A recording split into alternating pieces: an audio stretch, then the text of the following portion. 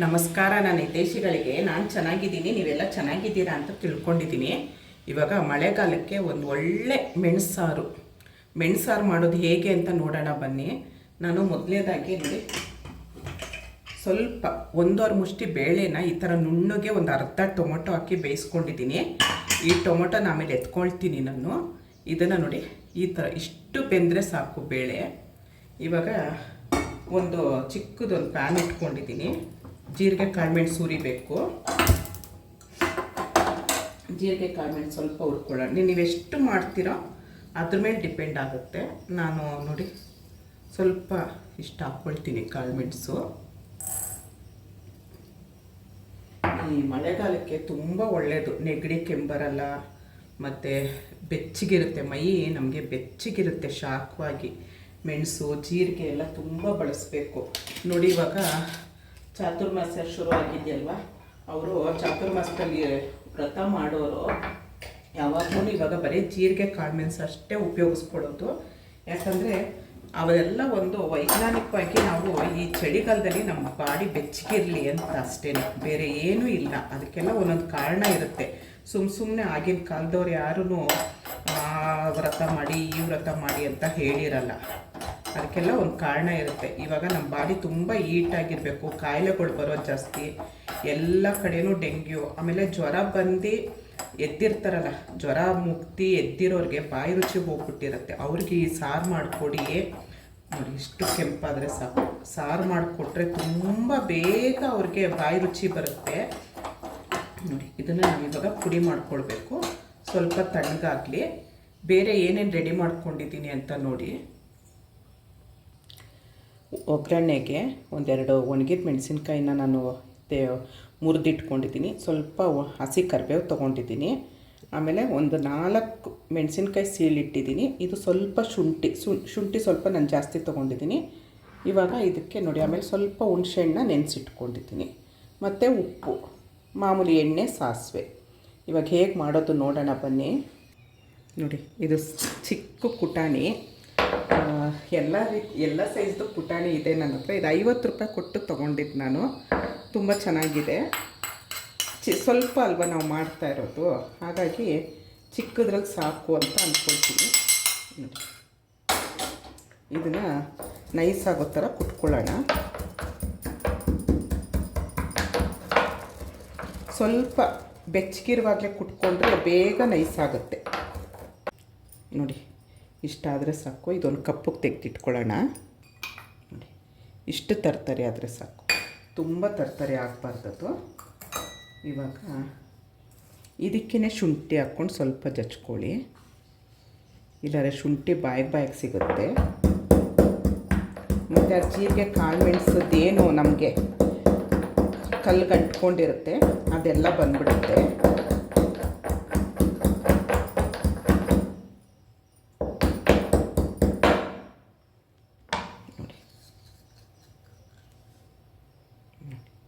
ಇದರಲ್ಲಿ ಎಷ್ಟು ಬಂತು ನೋಡಿ. ಇದನ್ನು ಕಿವುಚ್ಕೊಂಬಿಡೋಣ. ಹುಣಸೆಹಣ್ಣು ಕಿವುಚ್ಕೊಂಡು ಅದರಲ್ಲಿ ನಾರು ಬೀಜ ಎಲ್ಲ ಇರುತ್ತೆ. ಬೇಗ ಆಗುತ್ತೆ, ಫಟಾಫಟ್ ಅಂತ ಆಗುತ್ತೆ. ಅನ್ನಕ್ಕೂ ಚೆನ್ನಾಗಿರುತ್ತೆ, ಕುಡಿಯೋಕ್ಕಂತೂ ತುಂಬ ಚೆನ್ನಾಗಿರುತ್ತೆ. ನೀವು ಒಂದು ಸರಿ ಮಾಡಿ ನೋಡಿ. ಮಳೆಗಾಲಕ್ಕಂತೂ ನಿಜ ಹೇಳ್ತೀನಿ, ಈ ಥರದ್ದೆಲ್ಲ ನಾವು ಮಾಡ್ಕೊಂಡು ಕುಡಿಬೇಕು. ಅನ್ನಕ್ಕಾದರೂ ಆಗಲಿ, ಕುಡಿಯೋಕ್ಕಾದರೂ ಆಗಲಿ. ಕಾಫಿ ಟೀ ಬದಲು ಈ ಥರದ್ದು ಮಾಡ್ಕೊಂಡು ಕುಡೀರಿ. ಎಷ್ಟು ಚೆನ್ನಾಗಿರುತ್ತೆ ಗೊತ್ತಾ, ಬಾಯಿ ರುಚಿ ಬರುತ್ತೆ ನೋಡಿ. ಹುಣಸೆಹಣ್ಣ ಕಿವುಚ್ಕೊಂಡಿದ್ದೀನಿ ನಾನು. ಹುಣಸೆಹಣ್ಣ ಕಿವುಚ್ಕೊಂಡಲ್ಲ, ಈ ನಾವೇನು ಬೇಳೆ ಬೇಯಿಸ್ಕೊಂಡಿರ್ತೀವಿ ಅದರಲ್ಲಿ ಟೊಮೊಟೊ ಇರುತ್ತಲ್ಲ, ಬಿಸಿ ಇದೆ, ಆ ಟೊಮೊಟೊನ ಎತ್ಕೊಂಡು ಇದರಲ್ಲಿ ಕಿವುಚ್ಕೊಂಬಿಡಿ. ಯಾಕಂದರೆ ಸಪ್ರೇಟಾಗಿ ಬೇಯಿಸೋಕ್ಕೆ ಹೋದರೆ ಸುಮ್ಮನೆ ಸಮಯ ವೇಸ್ಟು, ಗ್ಯಾಸ್ ವೇಸ್ಟು ಅಲ್ವಾ. ನೋಡಿ, ಇದು ಆಯಿತು. ಇದನ್ನು ನೀವು ಇವಾಗ ತಪ್ಪಕ್ಕಿರೋದು ತುಂಬ ಸೋಸ್ಕೊಬೇಡಿ, ಜಾಲರಿಲೆಲ್ಲ ಸೋಸ್ಕೊಬೇಡಿ ನೋಡಿ. ಇದು ಈ ಚರಟ ಬೇಡ ನಮಗೆ, ತುಂಬ ತೆಕ್ಕೊಬೇಡಿ, ಸ್ವಲ್ಪ ಇರಲಿ ನೋಡಿ. ಇದು ರೆಡಿ ಆಯಿತು. ನೀವು ಯಾವುದ್ರಲ್ಲಿ ಸಾರು ಮಾಡ್ತೀರಾ ಅದ್ರಲ್ಲಿ ಪಾತ್ರೆ ಇಟ್ಕೊಳ್ಳಿ, ಸ್ವಲ್ಪ ಎಣ್ಣೆ ಹಾಕ್ಕೊಳ್ಳಿ. ಎಣ್ಣೆನೋ ತುಪ್ಪನೋ, ನಾನು ಫಸ್ಟ್ ಎಣ್ಣೆಲಿ ಹಾಕ್ಕೊಳ್ತೀನಿ ಒಗ್ಗರಣೆ, ಆಮೇಲೆ ಮೇಲೆ ತುಪ್ಪ ಹಾಕ್ತೀನಿ, ಸ್ವಲ್ಪ ಸಾಸಿವೆ,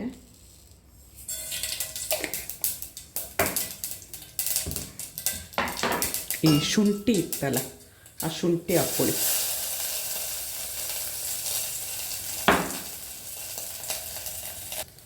ಶುಂಠಿ ಆಗಿದ ತಕ್ಷಣ ನಾವೇನಿದು ಹಸಿಮೆಣಸಿನ್ಕಾಯಿ, ಒಣಗಿದ ಮೆಣಸಿನ್ಕಾಯಿ, ಕರಿಬೇವು ಅದನ್ನು ಹಾಕ್ಕೊಳ್ಳಿ.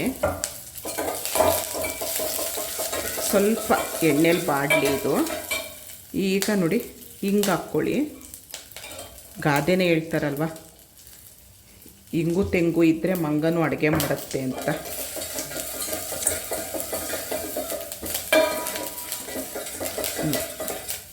ಈಗ ಈ ಹುಣಸೆಹಣ್ಣು ಟೊಮೊಟೊ ನಾವೇನು ಕಿವುಚಿಟ್ಕೊಂಡಿದ್ದೀವಿ ಅದನ್ನು ಹಾಕ್ಕೊಳ್ಳಿ.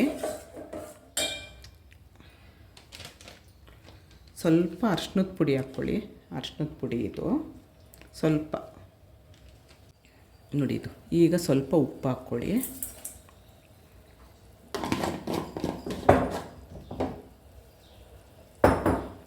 ಅದು ಚೆನ್ನಾಗಿ ಕುದಿಬೇಕು ನೋಡಿ, ಕುದೀತಾ ಇದೆ ನೋಡಿ. ಈಗ ಈ ಕಾಳುಮೆಣಸು ಪುಡಿ, ಜೀರಿಗೆ ಪುಡಿ ಹಾಕ್ಕೊಳ್ಳಿ. ಇದು ಸ್ವಲ್ಪ ಚೆನ್ನಾಗಿ ಕುದೀಲಿ. ಈಗ ನಾವು ಇದನ್ನು ಸ್ವಲ್ಪ ಕೈಯಲ್ಲಿ ಕಿವುಚ್ಕೊಳ್ಳೋಣ.